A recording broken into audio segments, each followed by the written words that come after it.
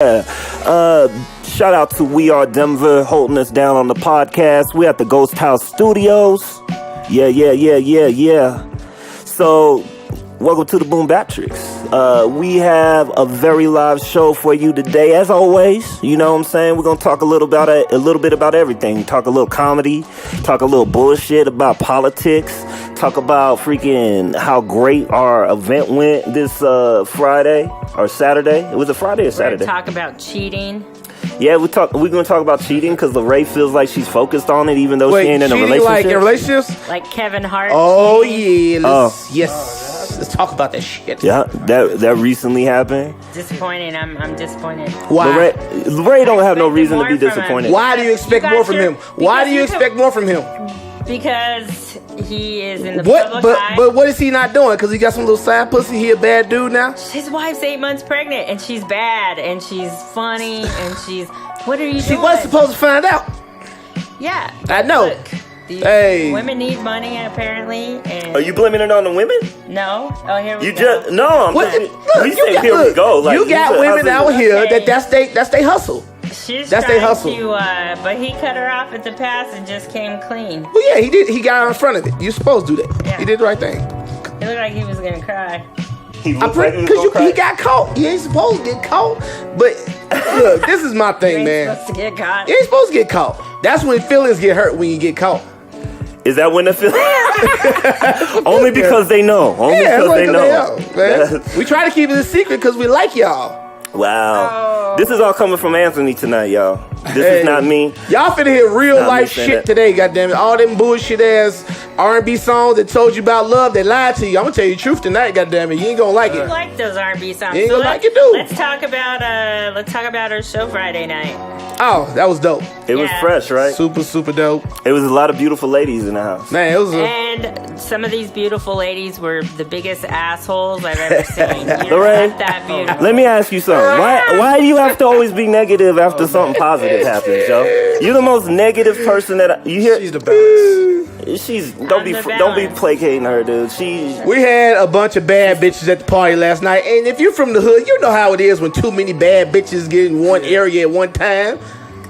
They gotta out bad bitch each other. One of them asked you for money to take her picture, or she said you had to have something before you took her picture. That's cool. I don't give a shit. Man, look, live your life the way you want to. If you that person, I'm just like, okay, that's you. I don't want to fuck with you anyway. Okay. It is what it is. See, you cutting us out. See, you messing with the microphone. Look at you. You're so angry that you messing with the microphone, cutting us out. What was your feeling? I don't know. I don't even know. Anyways, it was a great party. Besides the negativity that La Rae's bringing. Great turnout. Mm-hmm. What was the performances? What y'all have? I performed. Okay. I'm the only performer that did a few songs. I did like 2 or 3 songs. This is his born day party. Happy birthday, by the way. Yeah, man. Yeah, I heard. They was talking about it too, man. They really enjoyed it. Yeah. Man, that's what it is, man. I had a great time, like seeing all my people in the building. All that energy, you know what I'm saying? Beautiful folks that came out and supported the movement, 5280, the Zodiac parties. Skip Rip held it down on the 1s and 2s. He did all Virgo artists. Not Anthony's. The Virgo, I heard about the Virgo party. Yeah. But no real turn-up songs. Woo! Turn-up songs. He needed that Carly B song. Man, hey, That go hard. Joe, Cardi B got some club bangers. I'll say that. She got some shit that go hard in the club. She does. That shit make you dance, but that's the type of shit you want to. That's what you. I'm not trying to look that deep into the lyrics while I'm in the club. I'm just trying to, you know what I'm saying, get up on some ass. So if the rhythm is hitting, that's all I give a fuck about. Yeah, you know, that's club bangers. That's what they supposed to be. Yeah, when I'm driving in my car, then I'm listening to something that got some substance to it. Because now I'm thinking about what I'm hearing. You know what I'm saying? Versus in the club, I'm just. It was the first night that I actually had to tell people to get out. Like I had to, even after you left, I had to tell Arbany, go sit outside on the sidewalk. Yo. Where was this Get at? out. Where was it? It was the Virgo party on Saturday. Some of your friends over were at Bar there. Ray. Yeah, we do most of our events in collaboration with Bar Ray. That's right. Yeah. But one thing I love about those parties is that man, every time someone comes, it changes their perception. They're like, dude, this was fucking dope. Like, I've never been to a party with this type of energy before. Right. Fucking 80s. He was up there like, dude, he's like, I didn't expect this. Yeah. Arbany, just... Yeah. You know what I'm saying? I hadn't been out in a while. Your Virgo friends, they ended up getting a free limo ride home because we couldn't get them out of the bar. True? Yeah. Yo, so what is a Virgo? What are Virgos like anyway? Like, what's the trait of a Virgo? We're great. No. We're fucking superstars. No, they're what not. element is They have that? ego. What element? It's all about them. Like Capricorns They're don't. selfish. Like Capricorns don't. Are they like We're water, anal air? What do and y'all? other What's our things. element? What's your element? So, as far as what I remember okay. about the great things on Virgos, we're helpers. We like to connect people. We do. We're the connector of different ideas and people, There you go. right? That's you. We actually we articulate. You know, most of us are speakers. A lot of the MCs that you hear that are Virgos are usually lyricists. Okay. Creatively, we find like a lot of our power in writing. You know what I'm saying? Like the written word is like one of our assigned superpowers. So y'all must be water because y'all like to flow. Nah, we earth, man. Earth? Yeah, we solid, man. Okay. Very anal when it comes to neatness. We judge people Earth. unapologetically in our heads. You know what I'm saying? We have like a very kind of judgmental style of character. If two Virgos are together, they gonna judge the shit out of each other. That's the real, you know? Good thing all of that stuff is bullshit. There's no signs that dictate the way people act. It's all man. bullshit. I know- It's like Joel Osteen.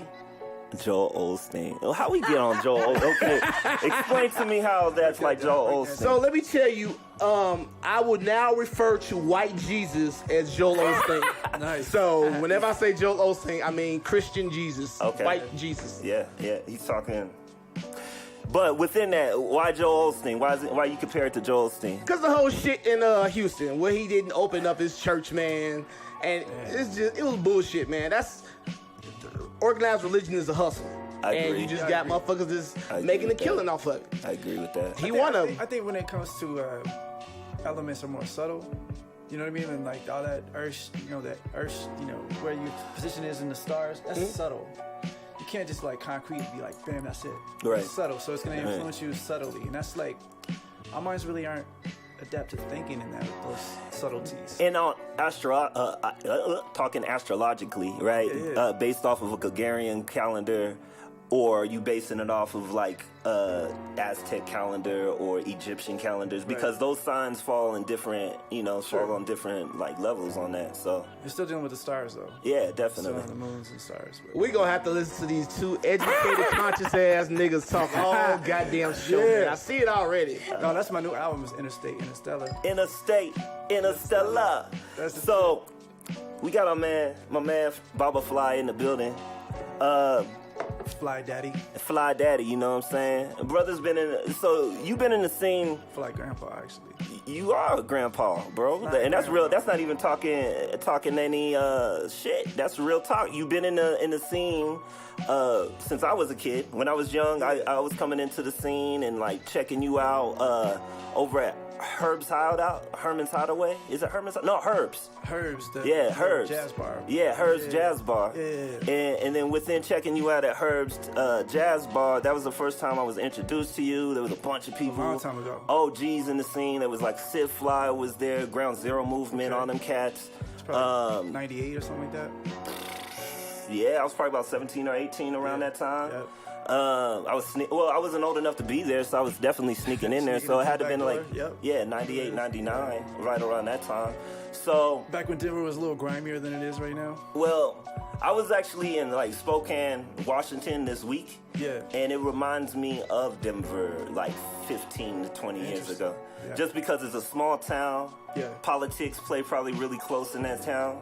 You know what I'm saying? Mm. So let's go into it, So like with you being in the scene for so long, before we actually get into like all the album stuff, let us know a little bit about yourself. How did you get into hip hop, and what made you want to become a producer, an MC, an educator, a healer? What are those things that actually got you involved into culture? I feel like, what it is? with the culture, it was like something that found me, because I felt like when I heard like Planet Rock, I was like, I remember as a kid, I was like, that's the music. And I grew up in Little Rock, Arkansas, and you know, my community, like down there, it's mostly like predominantly black community down there. You know what I'm saying? My mom's from, her family's from out here. Well, they met out here in some crazy, like, grandfather was from Sicily, grandmother was like, her last name's Garcia, so like they're like Sephardic Jewish Mexicans, and they met up in here in Colorado, and then my dad and her met at a Catholic college, and he lives in Arkansas. He's got like all these brothers and sisters, you know what I'm saying, like aunts and uncles, family, like crazy family. So we lived in like, it's real divided in the South. If you go to, at least it was in the 70s, you know what I'm saying? So like black and white neighborhoods, they were like division lines still, you know what I'm saying? So we were like in a predominantly black community, black high school, you know what I'm saying? So me and my brother would ride the bus to school, and it's the culture of the place, you know, it's like breakdance, you know, you play basketball, you know what I'm saying, all that shit, and that's how I grew up. And so it wasn't necessarily like I was like, I saw it on TV, it's like I saw it around the block. Right. You know what I'm saying? So that's how I started into hip hop. Okay. Just because, like, that's what we did. If you want to have friends, you know, and your neighbors and shit, you know. Right. We're going to be like, yo, let's go play Dungeons and Dragons. No, we didn't do any of that shit. You know, I started skateboarding later on, and that was kind of cool because it sort of introduced me to, like, a punk rock scene, too. Well, you were a professional skateboarder. Yeah, I mean, I got paid to skateboard. I got sponsored. I wasn't, like, making a whole lot of money at it, but, yeah.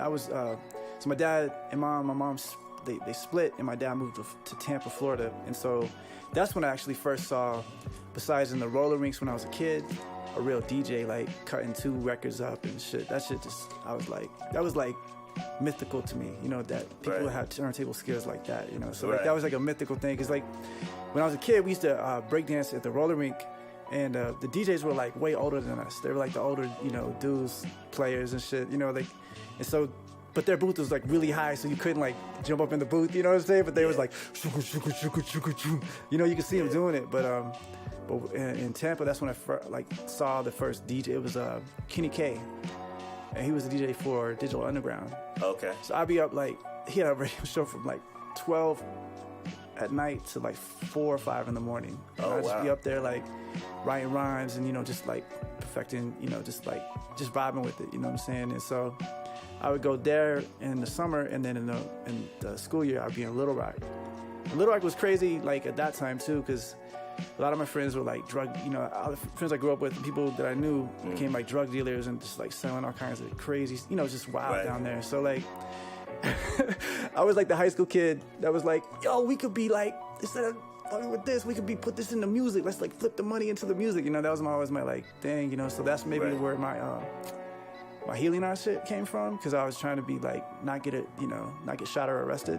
Right. And try to use that psychic sense, you know, to kind of like, and guide me and my people through, you know, these crazy times and stuff, and you know, some of that spiritual hustle. You know, the hustle of energy. Yeah, some of that shit is traumatic. You know what I'm saying? So like, you have to have something that like a little bit of escapism too. You know what I'm saying? So like, I think some of that. So fast forward, you know, we in Denver, right? You getting in Denver.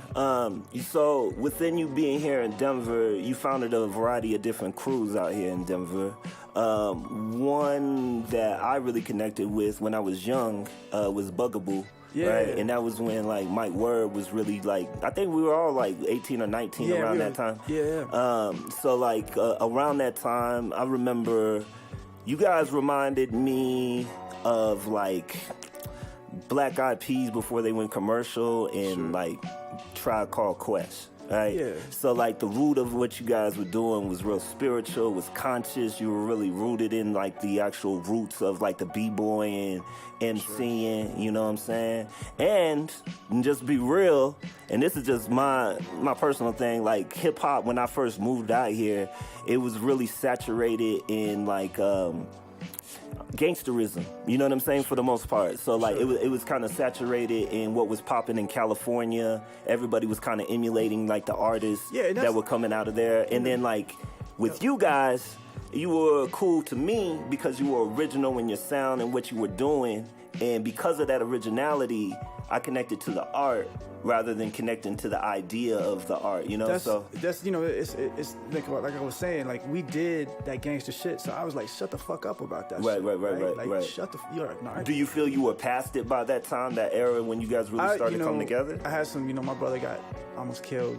So, like, after that and, like, losing people, it's like, I don't want to mess with that anymore. You know what I'm saying? So, but I also felt like, the hip-hop, the music was healing for me during that time. So I felt obligated to continue on that path. And hip-hop, the, like, Zulu Nation, shit, even, like, 5% Nation was, like, all, like, pointing towards, like, staying on that path. Do the treacherous times, you know what I'm saying? Because, like, and you might, if you're smart, you know what I'm saying? You tapped into that shit, and maybe you did some dirt, but then you flipped it, and you didn't say shit about it. You didn't you were like, oh yeah, now I'm trying to be like that dude back there. Nah, you know what I'm saying? You tried to like go further and establish yourself. You know, so I feel like that's what hip hop was all about from where I came from. Right. From what I saw, like, I remember listening to Eazy-E, and I thought it was dope.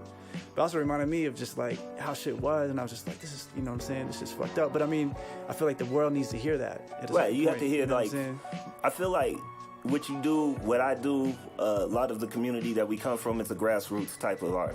Meaning that, like, if you're caught in the ideas of commercialization, it sometimes could be hard to digest because there's too much reality at the root of it, and not everybody can digest that reality. A lot of people go to music to escape from reality, you know? But within it, if you do it right, you got groups like Outkast that did it right. You got groups Tribe. like Tribe. I mean, that's the thing, like, we try to make something better. That's through the music, and I think that's what's the vibe with that you feel with, like, Bugaboo and all those groups. It's like we were in Arkansas selling graffiti supplies. Right. Oh yeah, I remember going by there. Yeah. And we would shut the place down, and we had like b-boy like training and stuff like that. Okay. And I brought a beat machine like on the counters.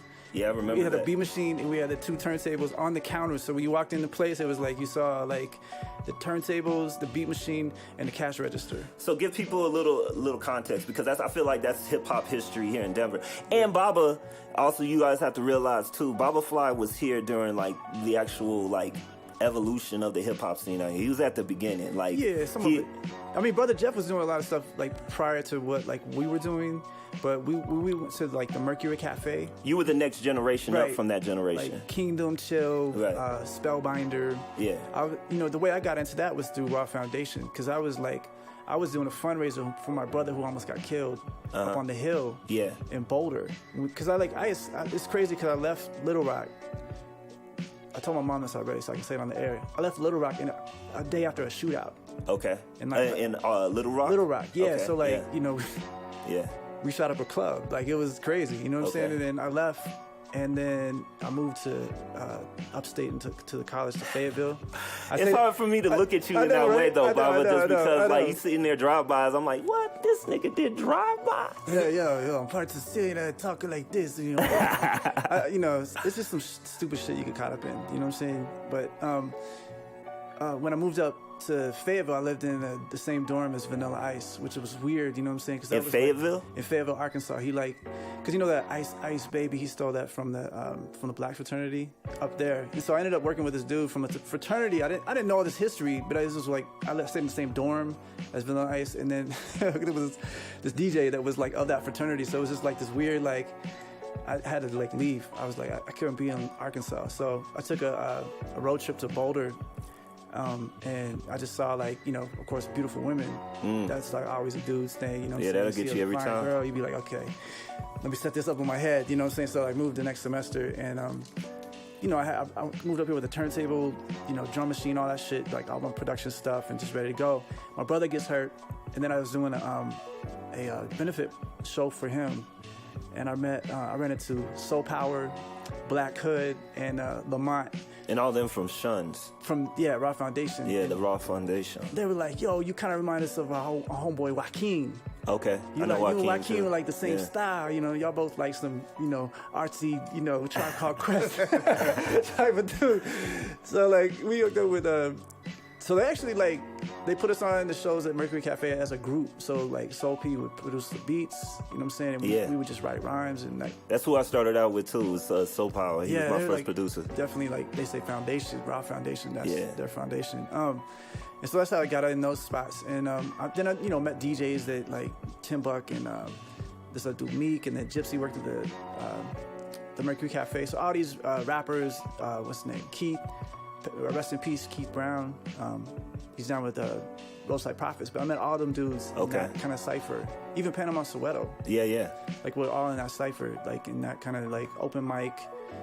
Basically DJ Tim Buck and then Meek were like the DJs. Okay. And then checking out, so that was like the underground. And then at that time, K-Me and Style and Fashion were doing like So What on Tuesday nights. Right. And so you see all the cats from the underground shows at So What trying to look all like fly and try to like, you know what I'm saying? Yeah. That was the vibe of it. I remember. Yeah, it was like just two separate kind of like. Yeah, it was like a hip hop soul night where everybody got fly. And everybody, and it was dancing, and they played a lot of Afrobeat, hip hop, soul.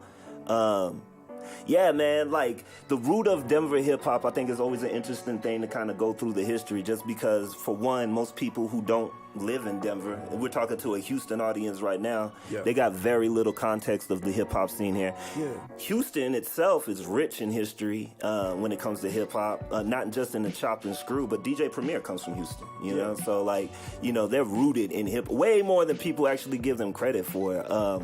So, like, to give our audience kind of context of, like, the roots of what hip-hop looked like here in Denver, Zen was from Denver, and then he moved to Houston right at the change of their scene, when they were actually starting to develop a scene out there in Houston.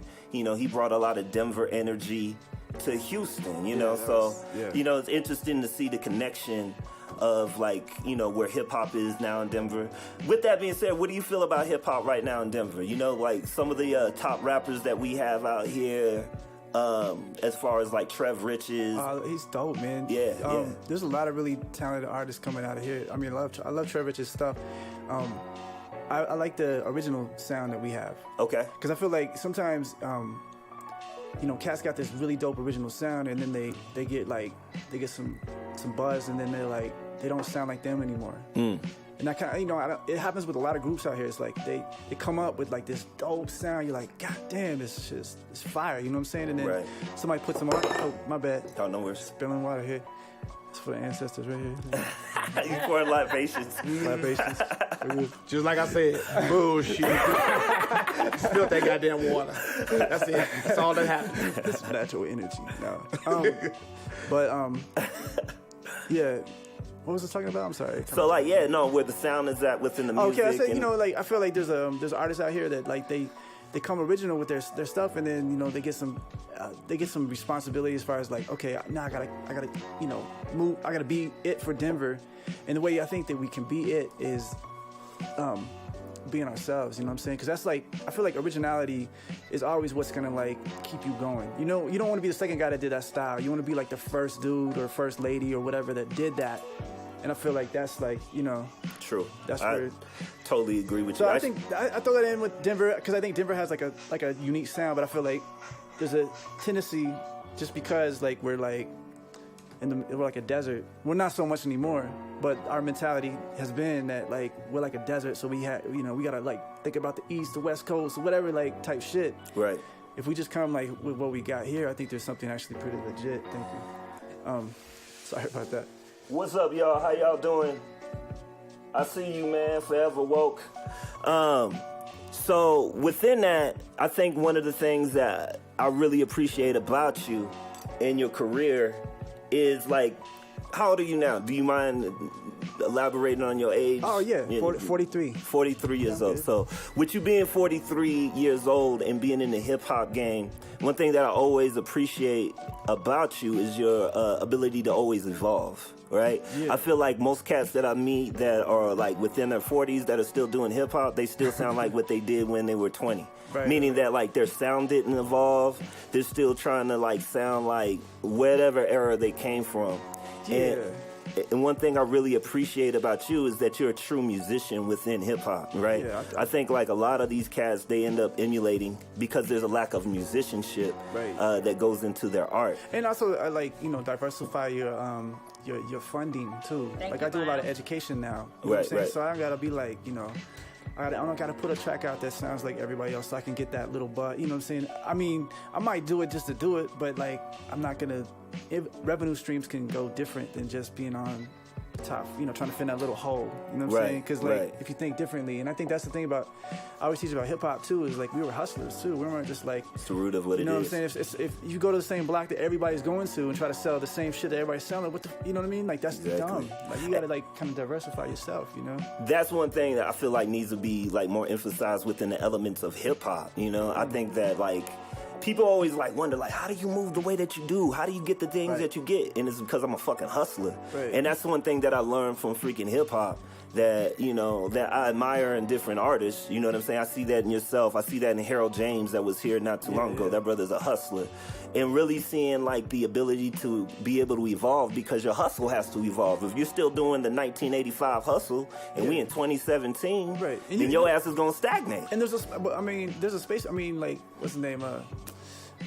Egyptian Lover came through, man. You know what I'm saying? He's still doing the 1985 hustle. And he's but he does it, like, he's smart about his marketing, too, though. Yeah. Like, because even as him being that, like, I follow him on Instagram. Yeah. And he's got a strong presence. He's a caricature in himself. You know what I'm saying? Like, he has something that people can connect to. It's like George Clinton. Like, George Clinton is always going to be classic, in my opinion. He's like timeless. Right. Although, like, some people might say, okay, that's from that time or whatever. But, I mean, I feel like Childish Gambino's joint that he just did is like George Clinton reinvented. So I mean, I feel like as far as like the sound, like, I feel like the sound, as far as the sound goes, I don't think too much about like era and stuff. I just do what I feel. Right.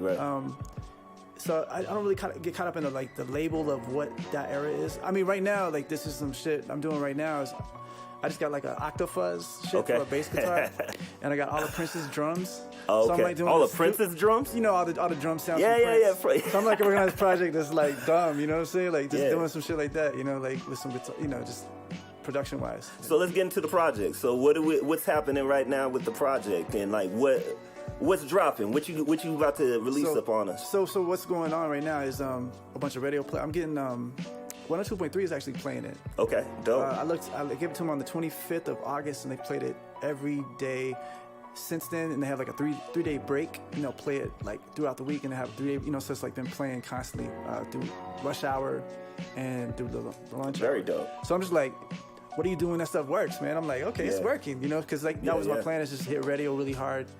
I'm currently booked for a show for the Initiative 300, raising awareness about, y'all know about that? The Initiative 300?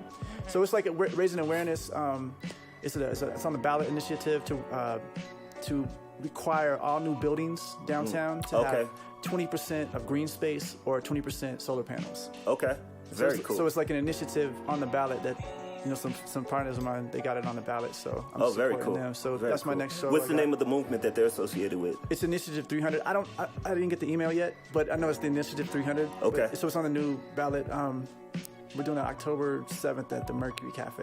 Very cool. Yeah, so I'm doing that soon. And I'm working on Syntax, getting a show at Syntax. Okay. So I'm in talks with them to like do something in December. Nice. Like a costume party, Sagittarius party. So, okay. Because I'm Sagittarius, so we gotta, the Sagittarius. Can you do it towards the middle of the month for Capricorn too? What about me? No, that's kind of invading. That's invading our space. Oh man. You invading into our cosmic realm. Capricorns never get any love. Capricorn's always putting the shit together. That's why y'all don't get the love, man. Y'all always behind the scenes, fucking coordinating, quarterbacking. I can maybe like move it to the 15th. It's true. So we like Capricorn rising. Capricorn rising on the cusp? Yeah, we could do the cusp. Okay. Yeah. Cusp of Capricorn. The thing they don't know about La Rae is La Rae's a quarterback. So like she don't always get freaking quarterback love though. Mm-hmm. Coach, you be out there. No. Anthony made me very happy Friday though. Yeah. Wow. Colorado. Oh. Okay. Yeah, you got me very Colorado as well, sir. Thank you. So, the name of the album, Interstate Interstellar. So Interstate Interstellar is a reference to justice. So like I want to say justice is like what you perceive on the inside matches what you see on the outside. Okay. You find justice. So like if something's wrong, you kind of sense it on the inside first, right? Because you're like, that doesn't Anxiety match. comes in a variety of different ways, right? What I'm seeing. Yeah. So like interstate is like that. Where's your inner state at? Right, where's that at? And then manifests into interstellar, which is like the Cosmics. bigger bubble. Yeah, the bigger bubble that we're... Yeah, the cosmos, the stars, the energy. Outer world. Yeah, the outer world. The outer world that we see. I could dig it. So, where are you trying to take the listener? Like, what are the things that you're trying to, like, take the listener, and what are the things that you feel your healing comes into play within the justice album? is healing, you know what I'm saying, this planet and this earth, you know what I'm saying? As people, we are at a state where I feel like healing needs to be constantly going on. You know what I'm saying? We need to find that and to be able to get there with justice. So like interstate, interstellar is the manifestation of that. Through practices, through like ways, through pillars of our society, you know what I'm saying? How we need to manifest that. And I feel like through music in general, and even, you know, the healing practice, I do a lot of like, I cross my my guns with that, you know what I'm saying? So like I use a lot of like tonal stuff with vocals that are for healing and for body. Verbal Reiki. Verbal Reiki, yes. So what's verbal Reiki? So what Reiki is like a reference to, it's a Japanese symbolic, energetic, like intentional energy healing. So it's in reference to that, but they also reference the chakra stuff. And so the dimensionality of different, the levels of chakras and the colors of, you know, basically chakras are like, how I like to explain it is, because I used to do X-rays. So like I know there's a frequency that I don't see. Exactly. You know what I'm saying? But the light that we have, the light that we're dealing with is in a 7, level light. You know what I'm saying? There's frequency that we can, they call that tantra. Like a cat can probably see a lot more spectrum of that light. But as human beings, like we deal with like that. And I'm not saying it's like the only thing that's there, but just like that whole chakra thing is with the body. Exactly. So dealing with the body and like healing with the body. And so there's tones that have been since antiquity used to meditate areas of those energy centers. Right. And they're in our words, you know what I'm saying? In the words that we say today. Well, that's what, you know. Can I interject? Go for it. I just want to let all the guys out there in the world know, if you ever hear a woman talking like Babahfly just got finished talking, run for the hills. That bitch crazy than a motherfucker. I'm telling you from experience, they get to talking that chakra shit, get the fuck out the house. Hey, man chakras is real. If they know how, you know what? One thing about chakras, if you're dealing with a woman who knows how to go ahead and work the chakras and understand how. Bro. Exactly. That's like some sexual shit. Yeah. Tantra? She'll make you. She'll make your ancestors have orgasms. Dog, you'll be like doing. See, this is that Andre 3000 shit they talking about here. This is what that pussy do to you. I'm telling you, that chakra pussy shit. It's good. Look, it's good than a motherfucker, but resist, goddammit. It Kundalini, man. Deadly. The Kundalini. Man, it's Kundalini. See, yeah, they talking that bullshit. So that's putting that into like, I think that's a tradition in hip hop.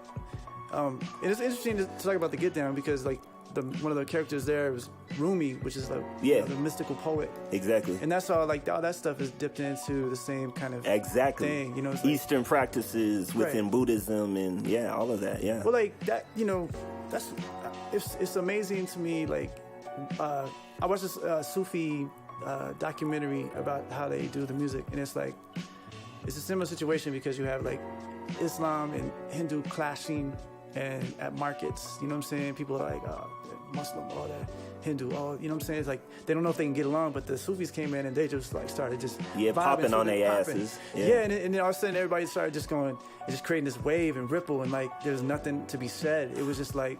So, like, that's another thing. So, like, one thing I've been really, like, talking about in schools through tribal ciphers and, like, a lot of the movement that I'm building out is how hip-hop is an indigenous art form, right? It's not new. The only reason why we relate it as new is because it's packaged, it's marketed it, and then, like, it's pushed out to the people. We're in America. That's like exactly capitalist. But, like, at the root of all culture, hip-hop lives. You know, like, when you're talking about b-boy and Sufism, like, within the dance and the elements of what that is, African traditions, when you're talking about the griot, and you're talking about like all the dances and the tribal aspects and the circle and the cipher, and that's a Native American.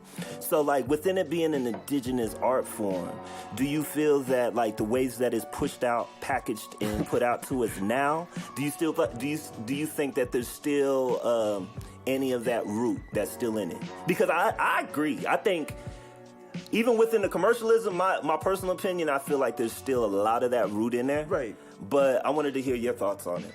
I mean, you definitely have to take a perspective and take a step back and see it. But yeah, I believe it's in there because I think it's in there. But you definitely have to take a perspective of who we are as like a American culture, American society is, and not only just look at it from just like us as Americans, but like, you know, as a world person. You know what I'm saying? A world human being.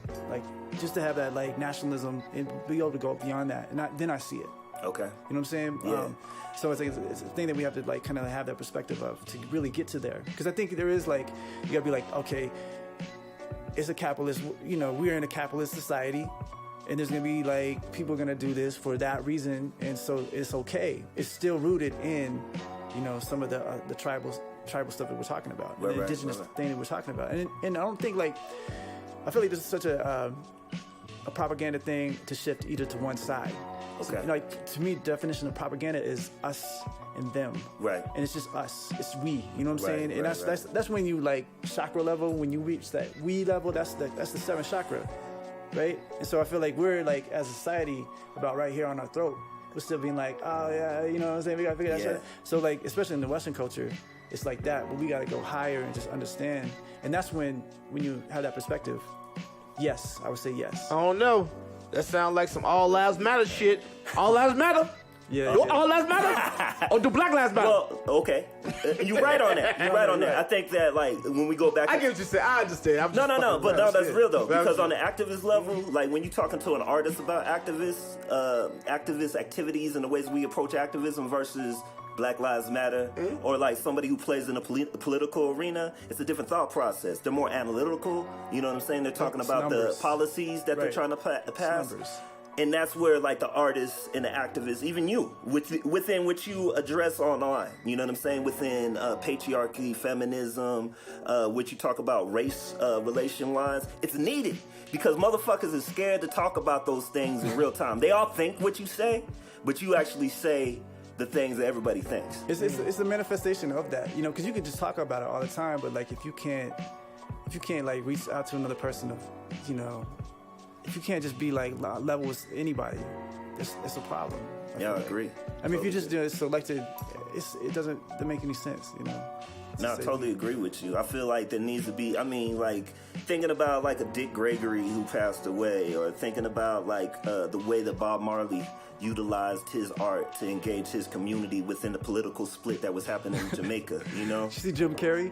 What he was saying to the on the news release. Yeah, that kind of shit. That shit is wild. But they look at him as crazy because he says shit like that, because he says some real shit. Yeah. So if you're at that popularity level and you start talking real shit, you crazy. You sound crazy. Oh yes, that's what it is. Yeah, they don't want people. I mean, even I know what I'm seeing, like in the comedy world, they're suppressing comedians like the Chris Rocks, the Dave Chappelle's, people that's going to say that uncomfortable truth about race and the things that's going on. They're suppressing that on this level. Like, if you're doing that type of humor, you can't be in our club. Right. You know what I'm saying? There's there's people that take advantage of the division of people. Well, yeah, that's the whole purpose of division. It's divide and conquer. Right. That's one of the original rules. You know what I'm saying? Right. And that's what people don't understand. And I get what you're saying.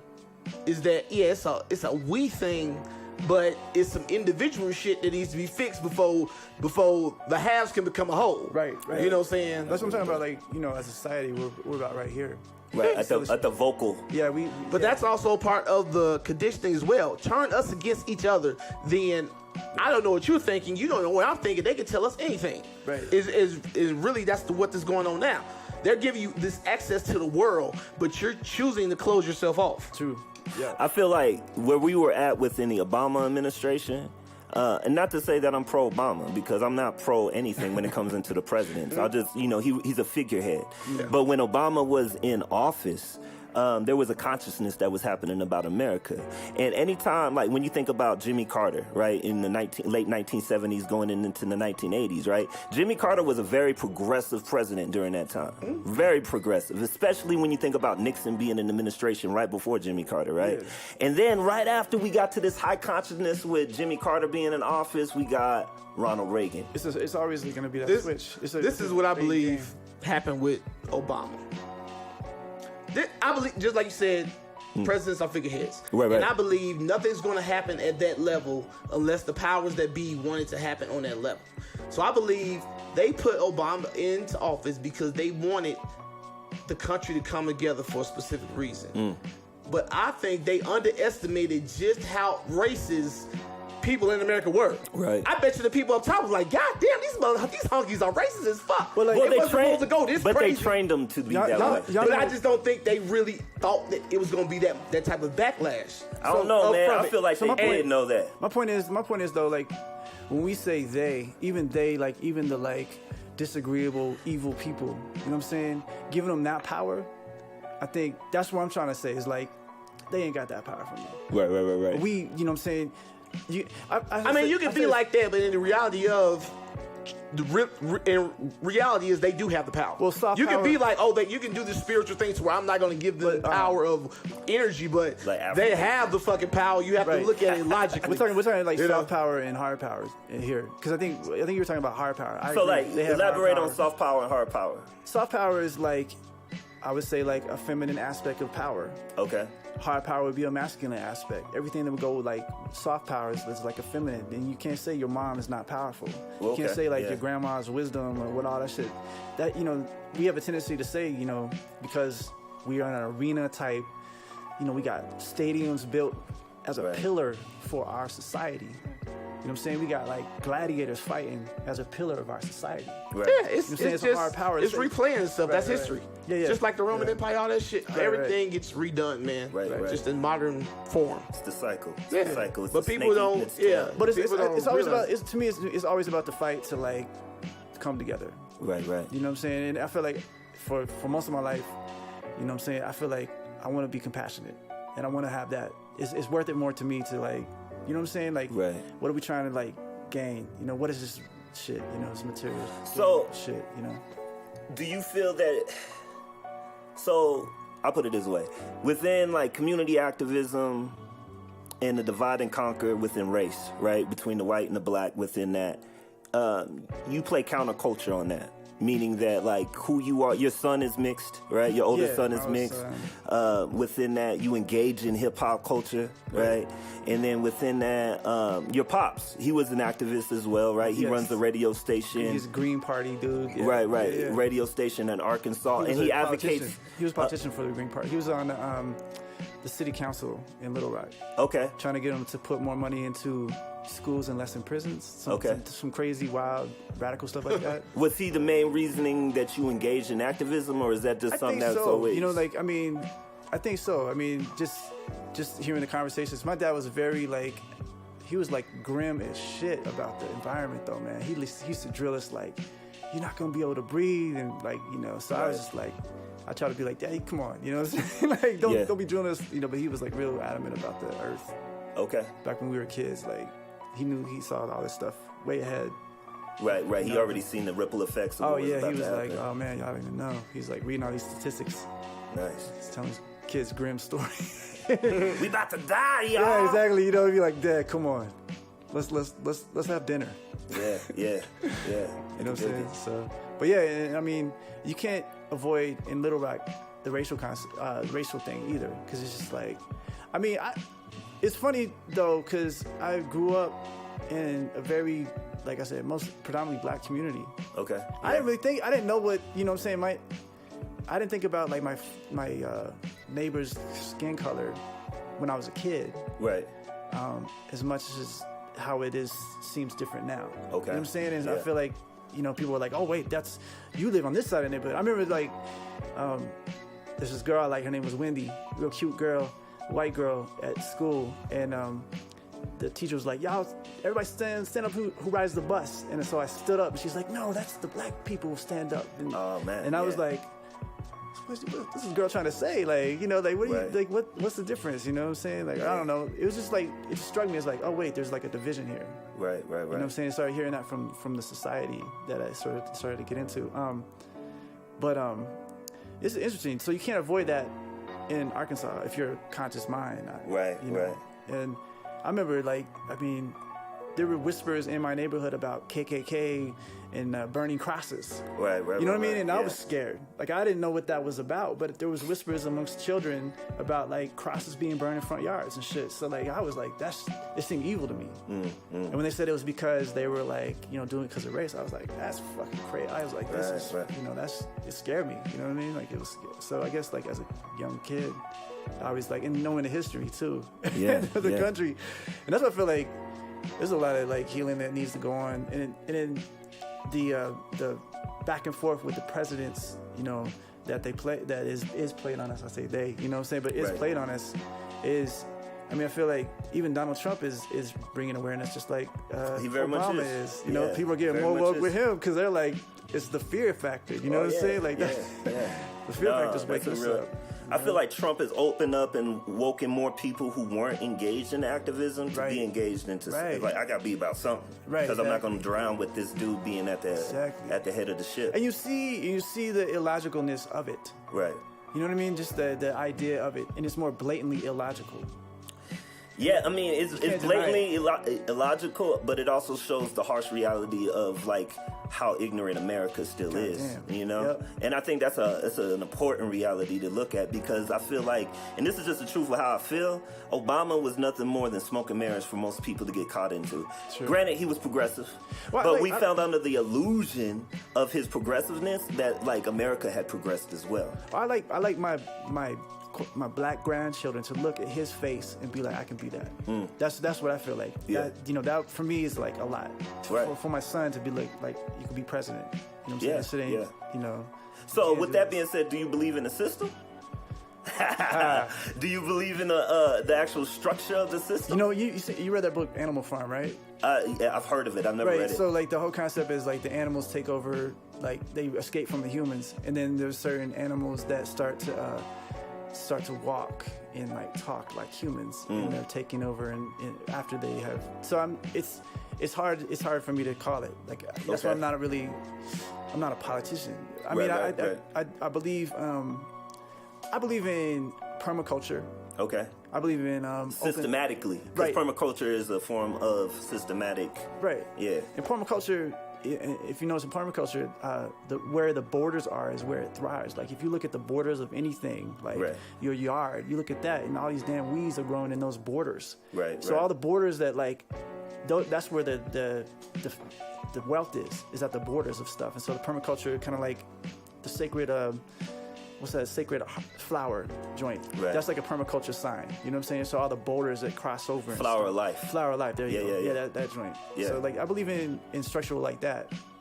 And that's been through antiquity. Like we've had that forever. Like that's what's lasted for humans for like 7,000 years. And now we're talking about like, oh, there's this new thing out right here that you got to believe into. And I'm like, I'm taking a step back. And again, that's like as a healer too, you know, we got Western medicine that's brand new. It's like a couple hundred years old. But then there's elemental healing that's been going on for thousands of years. And we got more faith in taking Tylenol pills that's been invented 50 years ago than something that's 7,000 years old that's been working for people. Right. You know what I'm saying? So like... Well, let's stay there for a second because like both of these cats work for the hospitals and things like that. So within that, you know, the outlook and the ways that like Western medicine versus Eastern medicine kind of focuses on, like, I feel that because you know, we're taught since kids that, you know, you go through the doctor to go ahead and get checked out. You go through... It's indoctrination. Right. So what are your feelings on not just Western medicine, but like what are the benefits and the things that set you back on Eastern and Western medicine in your mind? Because you being a healer, I'm interested in hearing I feel like, I do value Western medicine, and it's chemical. I value the chemical process. I understand the chemical process. Like, you think about, like, you could have a pond that's dirty and you add bleach to it, right? So that's chemical. You change the bleach, but then a fucking tornado runs through that pond and moves the water and splashes on the house. Still, right. It might be clean water, but that element of that wind was not, seen, or maybe it was, but then you just mess with the water, you clean the water. And so that, to me, that's what Western medicine is. It's like a quick fix to something. And not saying it's not valid, because chemical, I know, I'm a chemist, I'm a mathematician. I know all the mathematics and all that stuff, but elemental stuff is more subtle. It takes a different perspective. What binds me with Eastern and Western medicine is the placebo effect. Okay. Because placebo is just what you believe, and in Eastern medicine, it's called intention. Okay. In Western medicine, they call it placebo.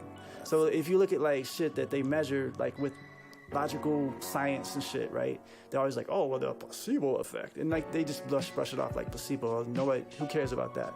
But to me, that's the binding part of both of them. Because if you take a Tylenol pill and you don't think it's going to help you, that shit ain't going to help you. Right. If you truly believe, you've been, like, someplace. It's the power of the mind. Right, yeah. I mean, you ever been around some, and you're like, you seriously doubt this thing that has like, this plastic looking pill that you take, and you're like, oh, this is poison. You know what I'm saying? You think it's poison. With that as well, people who take penicillin, or because penicillin's been around for thousands and thousands of years, working in the lab, you'll get a virus or something, and you plate it, and then you actually put different medications on it and see which one it reacts with, right? The zones of inhibition. But one thing that people do is they'll start taking a medication, and then they think they're better. I'm better. I feel better. I don't need this. And then they quit. Well, these bugs, they keep growing, and they get stronger. Right. And they get stronger, and then that doesn't work anymore. And then we have all these people thinking, oh, this Western medicine never worked. Well, it did, had you taken it properly. Right, it's a chemical thing. It's a chemical thing. Yeah. And then their mind, too, thinking, oh, I'm better. So you may feel outwardly better, but you don't know what's going on inside. Yeah, you can trick yourself for sure. I mean, there's definitely, there's a humility that comes along with being I think that there could be, a good balance within that. Sure. Of things within Western medicine that we know have worked historically for hundreds of years. Penicillin's been around for thousands. And then you have, the Eastern medicine. There has to be some kind of a balance, because also we have good conversations all the time. But you have people, not doing the immunizations, right? So it affects us as healthcare workers too, because then when they're sick, they're really fucking sick. Yeah. So was penicillin discovered pre-Joel Osteen or after death? Pre-Joel Osteen. After that. It was from all those guys fucking around and needing penicillin in their ass. So let me ask you a question, La Rae, on that, based off of that real quick. So now, one thing I do know is that you're changing your health, in the ways that you're engaging food. Yes, everybody, this is water. Yes. Shout out to Gatorade. I don't drink water. This is water. Yeah, you've been hydrating more. You've been changing your diet up. So, within that, food is medicine, right? What you intake into your body is medicine, right? So what's your views on that, and what's made you go in that direction that you're consciously not just trying to exercise and be more fit on the outside, but you're actually consciously thinking about your health and the things that you're engaging with? What's changed that for you, and why are you going in that direction? My face swole. All my lip turned red, and it stayed that way off and on for 6 months. But when you have fluid and tissue that just sits there, that could then become, an infection that could end up hurting you. So at that point where, I do believe in Western medicine, but to a point, that's why I said there should be a combination of balance. Yeah. So they wanted to put me on steroids to fix it right away. And I didn't have a choice. I had to take it. So I took it, and it made me crazy. Literally asshole. And I was like, yeah. So it affected your mental state. Yeah. Dang. This wasn't good. And then when I went back to the doctor, it worked. He said, hey, let's just rule out any kind of, what's the word I'm looking for? Allergies. So they did all the allergies, environmental, everything. And I'm allergic to nothing. So basically they told me it's probably hives from stress. You see, like I would say, like that's the where Eastern medicine would help Western medicine, because that's like an elemental thing. You know what I'm saying? If you get like rashes, it's like fire, too much fire in that. Yeah. Element. I think if you paired Western medicine with the thing that what they do is they poison what's supposed to make you better, which is the food.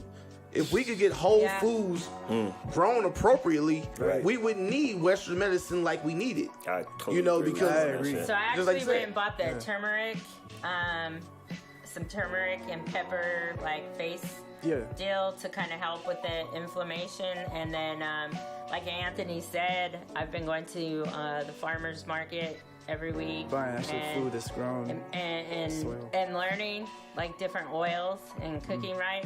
And then I always thought, that the way my mom cooked was unhealthy. That's how I was taught. But so now I'm learning it's not.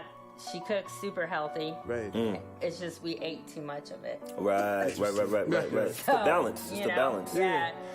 And that's, that goes back into Eastern medicine, because I feel like Eastern medicine really preaches balance and like not overindulging in one thing, but keeping balance in all things. And it's carried on in family traditions, like, in our families, like it's ancient stuff. It's antiquity stuff. Like oregano. My mom used oregano in everything because it's supposed to help your liver, right? Yeah. So she'd sneak Did she that. consciously do that, or? Yeah, like, so when we make tacos or whatever else, it's with oregano. It's not with cilantro or whatever. It's with oregano. My mom hates cilantro. And garlic, because that's important. And just she'd always have this stuff. And then, I know the whole pig thing, but cooking with the actual pork fat in doing some research as far as like the paleo eating or the ketogenic, they're big proponents on real butter, grass-fed, bacon, but not free range, or it has to be free range because free that's range bacon. Well, the pig, because I guess. So what I just learned is I didn't realize that when they fed them in their pen, so they're not just eating the food, they're eating their shit too, which is where they make people sick. But if you get a pig that's been treated better, eating grass, and that's better. And then also I hear Skip's like it's the pig's the closest to our DNA, but because of that, the oils from the meat helps our bodies like metabolize it easier because it's a known thing as well. Since you brought that up, I read this this weekend. They said only humans and pigs have sex for pleasure. Oh, nice. Dogs don't have sex for pleasure? That's interesting. They said only humans and pigs. So. But they say they're trying. This is just like a theory. They're saying they're trying to prove and see. But what about apes? Apes gotta have sex for pleasure. I don't know. They jerk off for pleasure. I seen them. They jerking off in the mirror. There you go. That's what I think they jerk off to piss you off too. They do. They throw shit at you, all kinds of shit. I'm in a cage. Yeah. You know what I'm saying? Yeah, they're trying to let you know. So that's one of the things that you do, Baba, that I respect is the whole self-care and centering and keeping yourself and making sure your chakras are in line. That's right. Because that's one of the things probably Western medicine people don't do. Well, it's like Western medicine is like fix me now, doc. Eastern medicine is like change your lifestyle. Right. Exactly. Yeah. But once upon a time it was like that. But that's when you get these corporations into it. Right. When they like, well, you know what? We're gonna make them need what we have to sell to you. Well, that roots back into racism too, right? Like with the Tuskegee experiments and everything that they did on people of color, black folks. We were. It's just this is what I believe. This is what I truly believe is that when they brought us over here, say only strong survived. You got us over here. You bred our strong with the strongest. Right. So you was essentially creating superhumans. Right. Well, for production. Yeah, you were creating superhumans. Right. And so now it's like, now we got to take back what we gave y'all, what we bred. So now we feed you fucked up shit. Right. And we know, and like I say, they play the long game. So we know eventually your DNA will be whittled down. Right. And you can see, I like watching old movies. You look at the guys in old movies, they slender, they're muscular, all of them. Right. Now you look at movies these days, everybody's fat or everybody's obese. Right. Because that's what it is. And like I say, they do stuff to particular groups of people, but they forget how other people like those groups of people much as well, and all that stuff starts to bleed into different cultures. Not everybody got the problem. Oh yeah, I mean, did y'all see the thing on they have like McDonald's in Saudi Arabia, and then they have all these like fat problems now. Oh yeah, they got it happening in India right now. It's a lot of. Actually, when I was overseas in Istanbul, they had a Popeyes chicken. I think that freaking flipped me out, man. I was like, they got fucking Popeyes in Istanbul? I heard that a lot of that shit was a lot of that mentality too. Dude, I seen it. When I was over there in Iraq, man. Yeah. And you see them come in. You see the subways. You see them start to build the chains. You see the chains move in. They're over there. Yeah. And I'm just like, and I didn't think about it on that level then, but now I'm like, dude, that's fucking bananas, crazy, Joe. Because they got all these problems. They are literally still colonizing. Oh yeah, they utilizing chains. If you follow the money, they go there and they force their culture on that culture, telling them your shit is wrong. Yeah. This is what you need to do.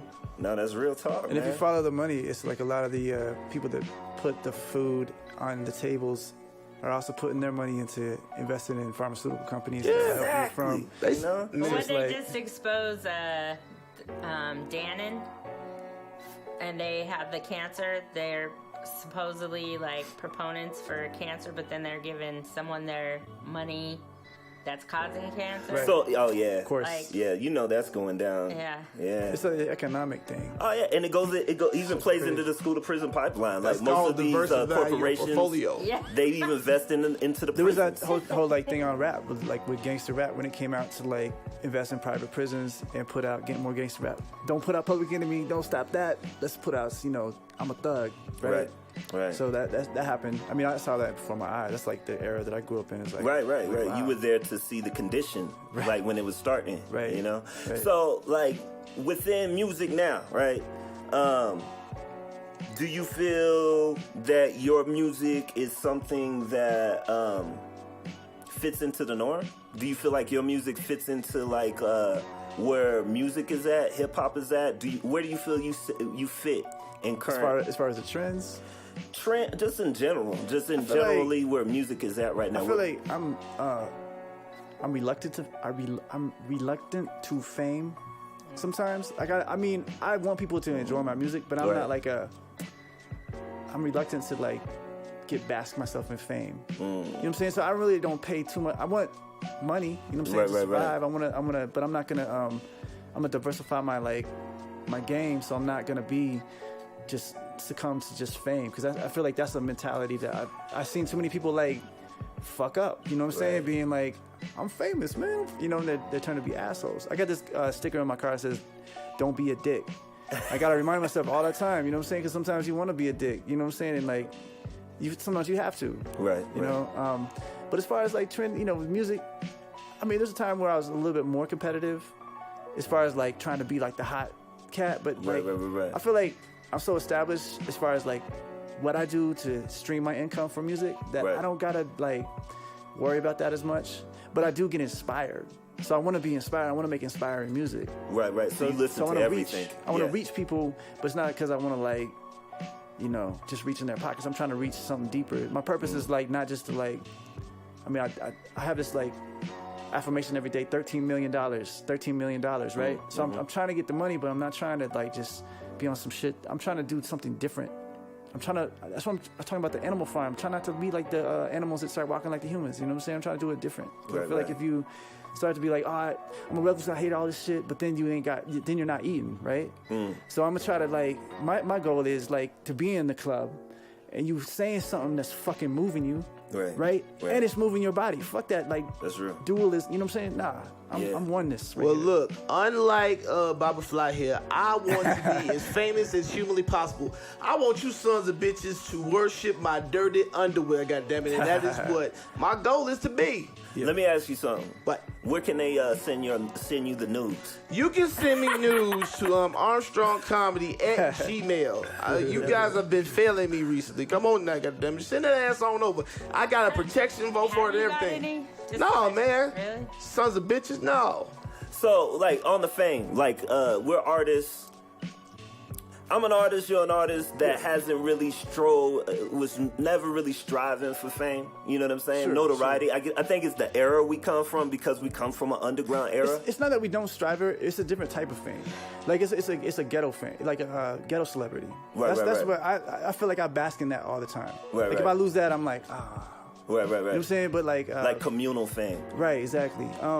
So there's definitely something like that, but it's a reluctance to like go all the way in with this in our system systematically. So it's like a little bit more revolutionary type minded person. You know what I'm saying? Right. Like I'm just like I'm a little bit hesitant towards that. I can dig it. Offering you, if I do that, I'm gonna offer you a lot more than just like some plastic pop music. You know what I'm saying? I'm gonna try to offer you more to where you gain. I mean, my end game is like I'm trying to do like healing art musical retreats on islands. Yeah. You know what I'm saying? Your movement. Yeah, I'm saying I'm not. I'm not trying to just be like CEO of whatever big business. I mean, I don't know. I feel like it's similar. It's still similar. Like if you think about like a grassroots movement versus a corporation, or if you think about a nonprofit versus a corporation, the same business goes into both. Absolutely. Right? Yeah. But like I feel that like the grassroots movement, in my opinion, how do I put it? It has like more of an illusion of it not being a business versus a corporation that puts it out there to the front street. No, this is fucking business, and this is the way business is conducted. Right. And if you walk outside this, fuck you.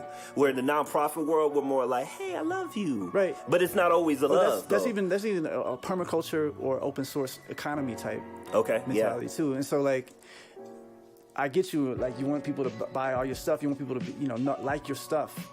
I'm not saying that. I'm not saying I don't want people to like my shit. I want people to like my shit. But I'm like, I want to approach it in a different way to where it's like, it's benefiting beyond just like some fame shit. I don't want to be like, I mean, maybe them girls are like inspired by Kim Kardashian being vain about herself and like self-centered. But I'm trying to evolve humans a little bit past that. That's my purpose in this whole shit with the music. Speaking on fame. All right. Speaking on fame, Kevin Hart, right? Like, let's go into Kevin Hart. And the reason why I want to go there, because it's a good example of fame in the sense that, like, why are we so focused on this man's infidelity? And men have been infidel for cheating for fucking since the beginning of time. And check this out. Rich men can get away with it a lot more. So they know they you know what I'm saying? That's. Do you feel like it's a money power thing, or do you think it's rooted in the nature of men? Like, I think notoriety in men. You get that money, you feel powerful, like, all these people, all these ladies holler at you, you know what I'm saying? You feel like you can get away with it. Right. Hey, look.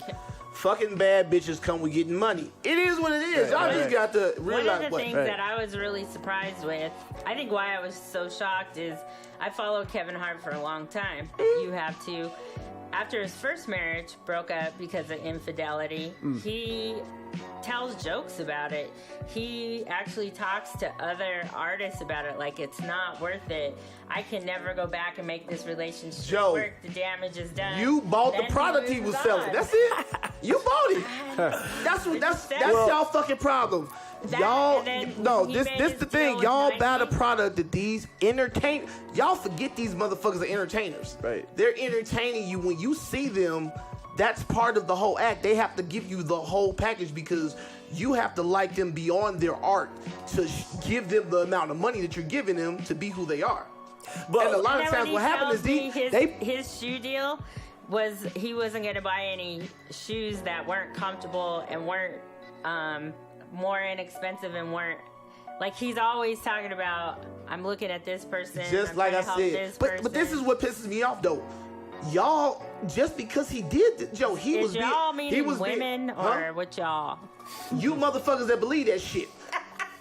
Y'all, this is what pisses me off is y'all will have a man that does great things, but he gets some side pussy, and y'all was just trying. Oh, he's just a bad person. So let me flip this on you. So you as a male artist, what if you date a female artist that is more famous than you? And she just decides to step up one night. Are you gonna forgive her? Let me tell you something about me. What's good for the goose is good for the gander. Let me tell you something. If you out and you come across a 6'5" model looking motherfucker, and you like, I want some of this dick. Hey, you making the money? Get that dick. Just bring your ass home, goddammit, and don't tell me about it. Right. Okay. But yeah, she's getting you massages every day. She's like feeding, she's taking care of you. On the beach in the sand, you're good. I'm realistic about what it is, man. Motherfuckers live in fantasies, and it just is what it is. Well, I feel like the vast majority of us live in fantasies. I think Kevin Hart is just the latest example of that. Because like when you really break down, but this is where he fucks up at. He was going in the route of Bill Cosby, making himself seem too perfect, and then you fall from grace. That's where they fuck up at. Stop acting like you perfect. Put your fuck ups out there. Then people like, okay, well that's just who the fuck he is. He's a human being. Then exactly. But when you put yourself up here, of what it is. Exactly. When you put yourself way up here, you got farther to fall, and you got more motherfuckers gunning for you. So within that, like, do you feel that's what I'm talking about. That's the fame shit. That's like, Well, that's the duality of fame, right? You get the fame, but you have to be responsible for all your fucking actions, right? I'm trying to be thorough in this piece. Right, trying to be thorough as you can be, because it's still human, like, so, like, Tiger Woods, when he was infidel, when he did what he did with the women he did it with, right? Like, look at what he lost from it, right? That's crazy. He lost, his sacrifice for fucking over that woman was his skill. He gave up his skill, Joe. Yeah, he literally gave up his skill. Because it was in his head, too. Exactly. Like he was... Right. Exactly. That's what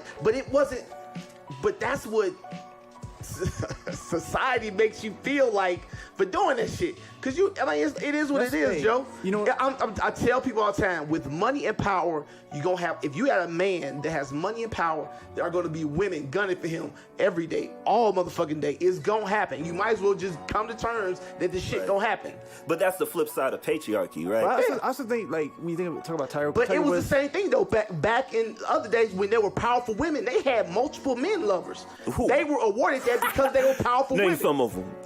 Man, I think like Tiger Woods, though, like he some of his power came from being with that woman, because when he left that woman, he lost some of his power. And I think that's something, like, as men that we should look at, is that, like, yeah, okay, we can have all this power, but not really. I mean, like, I personally been with my lady for, like, I gotta think about it, like 24 years. Okay. I would be there's no way I'd be doing what I'm doing. The energy, the healing, the fucking rap, everything. There's no man that's been in power that didn't have a powerful woman. That is very exactly. There's not a man that exists in power that had it. Women have always been the backbone and the strength of strong men. And the men have always been the face of the relationship. But now you got the flip. Now the women want to be the face, and they want to make the man play the background. That's not the fucking natural order of things. I'm sorry what the fuck you think. But is it the progressive thing? But is it the progression of things? Man, but some things don't need to be progressed. Everything from our past isn't bad. We need to keep the shit that worked, get rid of the shit that didn't work, and reform that. But they just trying to say everything from back then was bad. Well, that's the shit that perpetuated us to this point. So some of it had to work at some point in time.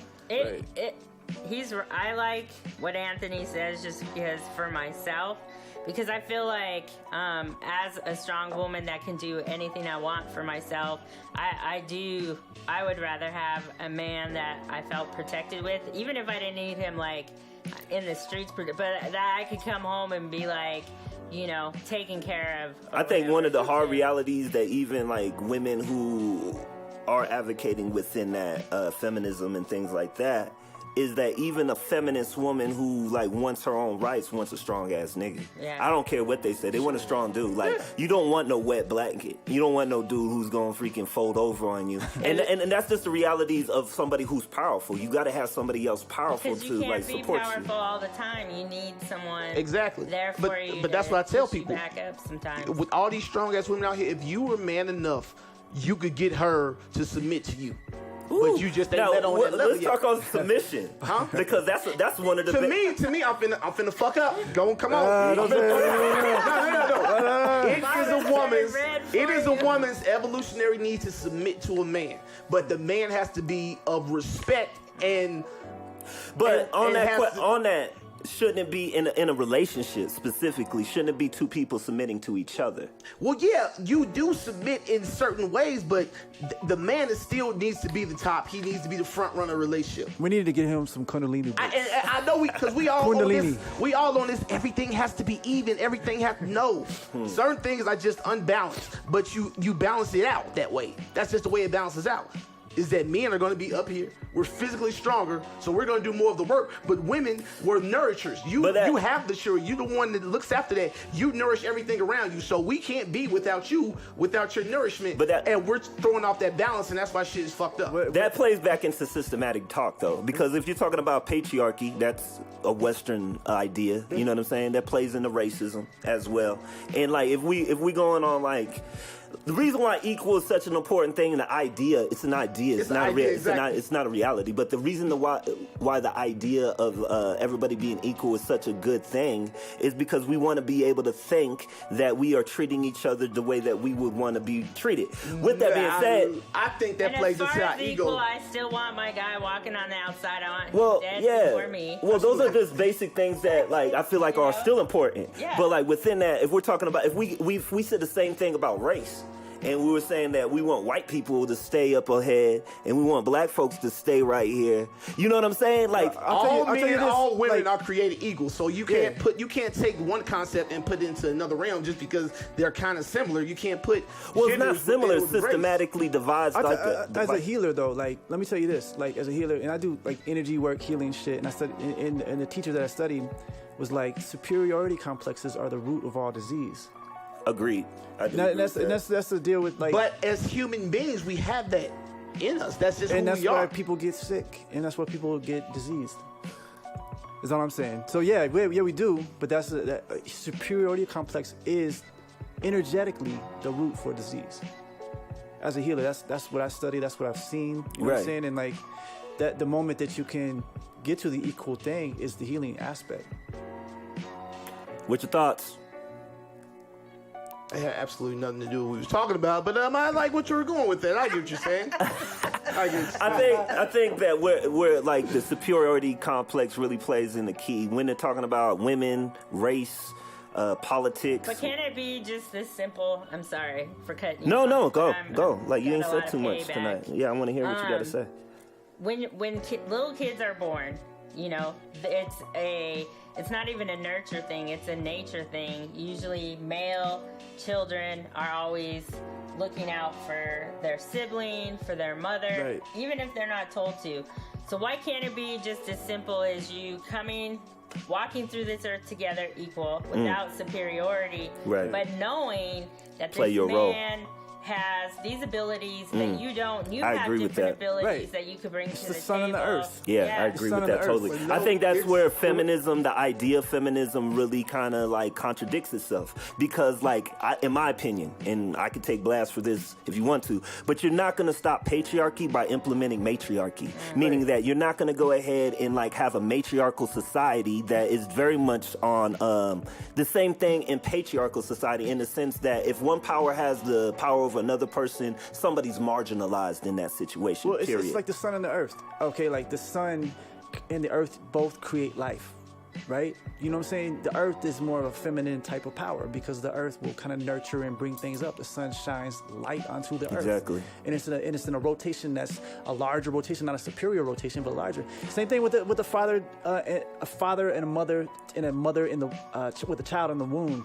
The mother, when my wife was having kids, it's like I knew she was communicating with the child. I was responsible for the outer like bubble to protect that. Playing your role. Well, that's the problem. Nobody wants to play their role. Nobody wants to take the responsibilities of the things that they do. They want to do stuff and then abandon their responsibilities when they come up. You can't do that. You have to assume your role. There's a danger in labeling. Like the fact that we focus on Democrat, Republican, black, white, woman, male, like feminism, not feminist, you know, like those are labels. And because of those restraints and those labels is why we continually perpetuate the problems that we have. Everybody wants to progress, but nobody wants to deal with the reality of the labels that they implement on themselves. That'll always be a thing because that's just the way the human brain operates. I think that's the way we're programmed. Up by details concerned with that object. So if you're black, you go over here. You white, you go over here. In my mind. But what happens when the problem comes in is when you weaponize that thinking. Yeah, that's a condition that they programmed them with. Like, if you think about race and the realities of race, it's new. Yeah, it's not it's a 300-year-old idea that recently came about to be relevant. In order to oppress one people and keep another people at power, you know, and the idea of power. Because just like you said, when freaking slavery was letting out, right? Poor white folks, poor black folks were all poor, and they were all oppressed. So, like, they needed race to be a component to keep people divide and conquer. That's the concept that keeps the machine running. Yeah, without a question. Because it's like they're going off the natural, just the way things are labeled. There's always going to be somebody at the bottom, always going to be somebody at the top. They pick black people to be at the bottom. So we're going to get the worst of every motherfucking thing, no matter what happens. And everybody's going to be stacked on top of that because they know in their mind, if black people are on the bottom, I can't be on the bottom. We're on the bottom, so we fight amongst ourselves. Because we're at the bottom, there's no one below us to look down on, so we look down on ourselves. Well, lately I've been noticing a lot of black folks and brown folks fighting over who's at the bottom and comparing the oppression Olympics. And you can't compare. It's totally different. You can't even put them in any kind of thing. Yeah. It's like Mexicans want the top spot as the number one oppressed motherfuckers. You can't have it. Black people gonna own that bitch for the rest of the time, goddammit. That's our shit. I'm sorry, brown motherfuckers. Y'all got to step down. We been fucked over too much, more than anybody else. Actually, maybe the Indians. Shout out to Houston and brown folks rising this weekend. Right Hope on. it went good. Big up Houston. Yeah. No, that's real. And back on that, I think Native Americans, you know what I'm saying, indigenous people might be at the bottom because we talk about them the least. And the fact that we talk about them the least and their oppression makes them automatically on the bottom in the facts that, like, there's alcoholism. There's no advocation. Just no like real Andy advocates talked going on about, there. the only reason they haven't been marginalized as much as black people now is because they were never brought into the system of banking and... Well, that's a marginalization in itself. Right. Yeah. So, like, just listening to all that. But it's funny to watch people, and it hasn't even been by brown people. It's always consistently... black folks. It's true. I feel like human beings, though, just because we are able to have these discussions, and maybe our ancestors even repeated these discussions, but I feel like the more that we have these discussions, the more that our beings will evolve to where we'll have that understanding. You know what I'm saying, with everybody. Did you meet me and Anthony a year ago? We've evolved a lot. Hell yeah, they did, man. Y'all was some straight up not giving a fuck motherfuckers. But I feel like in general, like it's hard for people to. I still don't give a fuck. I just got a little bit of hope now. One fuck's given. All right, cool. So I feel like there's an evolution in human beings, and I see this like I said, I rap in front of audiences. I deal with patients on the table. I deal with kids in the classroom. I see a lot of people, and I feel like what I see is human beings evolving past the point of just like they can actually have sympathy or be empathetic, because it's really hard. Like you see like all these cats that like vote against their thing because they're like, oh, it's not gonna affect me, but once it starts affecting them, then they're like, oh, now I can see it. Okay, so that's not being sympathetic. That's just looking out for self. I feel like the more that this kind of things are, the conversations we're having, and just like conversations that are out there, the more that we do that, the more that we will evolve to where we naturally, instinctually go into that. Yeah. And I feel like that's, as far as like human beings, like how we can move on. I mean, because we're gonna be tested like crazy by this environment. Like in a second, it's about to get crazy. Yeah, you can already see it. You know what I'm saying? Like, you can. I do the agree. Fires, the hurricanes, and those are just the things that we're noticing. I don't think I've seen that many hurricanes at once. I know we've had two. Not that big and not that many. consistent. Elements are fucking with us right now. Okay, so we have fire with the fires.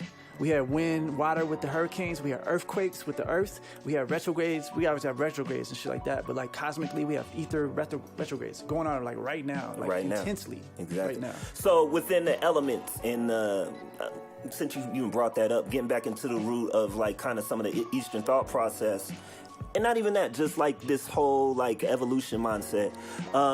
Do you feel like the elements are like really being affected by all the things that are happening within society, politics, and not just that, the environmental like ways that we're treating the earth? Like, do you feel that those are all indicators that we can change this, or do you feel like those are indicators that things are coming to a head? I mean, that's a good question. I gotta say, I feel like we have within us a power to change that. And I feel like when we talk about like Eastern, Western, I feel like it's just human antiquity has had Eastern medicine. And we all come from the same place, and that place had elements of chemistry, elements of elementalism in itself, and then it's in our minds it's split. But really, it's all still rooted. It's still rooted, and like historically, we don't really get into like the sort of story of that. And I feel like in that story is where the hope is. You know what I'm saying? If we go back to our beginnings as human beings, our hope is all there. Yeah, and the how truth. We get back into the future. You know what I'm saying? Because if you don't know your past, you can't know your future. And that's, as human beings, we have to understand that. And we've been like systematically starved of all of history. For a reason. I was just about to say that. Yeah, it's like, it's been Eurocentric history, pretty much indoctrination for like 500 years now. It's happening now, though. Like, if you look at gentrification and the ways that gentrification plays out, it's colonization. And within that, you can also see, like, just like the video I did in the East Side, like, the next day or 2 days after that, they took down the actual visuals of, like, the history that was on Deep Rock. Damn. So, like, they have to erase history in order to keep us complacent in where they want to take us. You know what I'm saying? And I feel that, like, if we're not paying attention to the things that are happening right now, then we're not going to be able to evolve into the future either. Because, I think right now, because they're changing history as we speak. Well, that's why they're controlling every form of storytelling, music, comedy, poetry. Everything is a form of storytelling that you hand down the past to the people, and it's unedited. It's from the people. It hasn't went through the machine and been processed and delivered, the way they want it delivered to you. So they're controlling all that. That's the hesitation for me, is for fame, because fame demands that you tell that story. But I think that's the power of fame too, especially if you can keep your freaking values intact as you get that. It's a harder game. It's very hard. I mean, that's why I give it up for artists like Kendrick Lamar. You know what I'm saying? I give it up for artists like a Tupac, or like these cats who are truth tellers. It takes courage, yo. It takes a lot of courage to be at that level and be able to still tell truth. That's okay. I'm gonna sneak attack these crackers. I'm gonna be a good ass house nigga. I'm like, yes sir, yes master. And when I get to the top, I'm like, I got you, crackers. That's how Richard Pryor did it, though. That's how Richard Pryor did it. He played the game he played the long haul game. He came into it like looking like he was soft shoeing, and then he got hardcore on them real quick. I think that's an important thing. But in that, study Animal Farm. Because like I said, like cats will try to take over something and they become it. Yeah, that could be my new audio book. I'm gonna listen to. Yeah. Animal Farm. Yeah. No, that's real. Like, I'm not gonna lose you too. Dude, you getting lost. You talking all that crap. You sitting there eating holistically. Hey, I don't. Let me tell you about what I do. I learn the system, getting chocolate and then cleanses. I learn how to overcome it. That's how you win. Yeah. You got to figure it out, and then you can know how to work the little pipe holes and loopholes. Loopholes you can get through. You need some money to get through the motherfuckers. No. That's what I'm working on now. I think instinctually in the system, there are these things these ancient archetypes that are in the system that they have been sourced, but it definitely has been corrupted by people that don't have that evolution mind. You know what I'm saying? They on some like. Well, I feel like the majority of people who make it to the top, they know. Like, you can't tell me that someone like Jay-Z doesn't understand everything that we're talking about right now. Absolutely. And the reality of what it is. And he actually, just like you're saying, knows how to manipulate those things because he overstands the shit. There's a courage story too. Yeah. Oh yeah, definitely. Especially in his new album. Yeah, man. You know what I'm saying? Like that's a courageous take. And that's the thing. There's a lot of people out there that overstand things to a level of uncomfortability that a lot of people aren't going to be comfortable with, so they don't even really acknowledge their message because they don't want to be realistic about how fucked up everything is. They don't want to address their I think that's what makes you magic though in the long run. In a sense, it makes you an alchemist in the sense that you understand what's going on, and because you understand it, instead of going like the being quiet route, you go being real loud. And you manipulate the way that people see you in the system in the ways that it works. I think that's the alchemist. That not everybody has the ability to do because it comes with a lot, like. And people are pissed, man. They boycotted Kaepernick. Right. Right. He's another one. Right. It's like they boycotted that dude because he spoke up, and it's like. It's crazy, it's the epitome of the Coliseum Stadium type mentality. It's directly affecting that. Right. You know what I'm saying? And then it's so blatant right now. It's so blatant. Everything is so blatant to me. Yeah. That's why like this political thing is so hot because it's like Man. Blatancy is just in your face, man. Man, I'll tell you one thing. I was at the NACO conference this last weekend, and then within being over there, like being able to be in the faces of activists, politicians, and people who are passing policies, it makes you understand how the shit works. And then within understanding how it works, it makes you also make a decision on where you want to play within it, and if you want to play in it at all. So I think that, like, it's all of us, I feel like we're all artists in a variety of different ways, and we have inside connection to a lot of resources and information that the normal person doesn't have. So within that, you know, I feel like it's our responsibility as producers, comedians, hip-hop artists to go ahead and decide how we want to go ahead and manipulate the system to either give information or even manipulate it for ourselves, depending on how you want to see it. Walking, that's like, you know, being purposeful, you know what I'm saying, with your agenda, you know what I'm saying? And walking slow and like having like that humility to actually look at yourself too. Yeah, man. Oh yeah, you gotta be humble. All right, so where we at? We have 5 minutes or 2 minutes? Miles said we got 2. Yeah. He gave me the deuces. Okay. Yeah, man. Talk about your album, where they can find it, and where they can look you up. Yeah, check me out on Babahfly.com, BABAHFLY.com. Got the album there. If you sign the email list, you get a free download of the album. Otherwise, you can go to Tidal, iTunes, all that, Spotify. You can go listen to both albums on the, got Electro Sufi is my first album, and then this is Interstate Interstellar, are both on those formats. So and they're out already? They're out already. Yeah, I'm about to put a video out, and then I'm gonna do some vinyl. Dope. Did you give social media? Yep, at Babahfly, BABAH. And then also on the 24th of September, this show will be aired on All Real Radio along with Babahfly's music attached. Beautiful. Right. So. Yeah. Listen to that. So I am starting a daycare for children of bad bitches. Oh, shit. I'm gonna call it Care for Thoughts. Care for Cause Thoughts. I know your mama out twerking in the club on a Wednesday night, and you're hungry. You ain't ate but nothing but SpaghettiOs all week, you a nice guy. and you need somebody to take care of you. I am gonna take care of your children while you out trying to get a baller. Okay. Anthony's biological clock is ticking. What's the payment on that, Anthony? Like, what you gonna Say what? We're gonna charge them ladies. What you gonna charge? Whatever your mama can hustle up by the end of the night, just give us half that and we good. Care for Thoughts, y'all. Care for Thoughts. Care for Thoughts. Anthony Armstrong. I care. He does care. What's up, y'all? So this was BoomBapTricks. We're on All Real Radio, podcasting through WeAreDenver in Ghost House Studios, holding it down. Peace.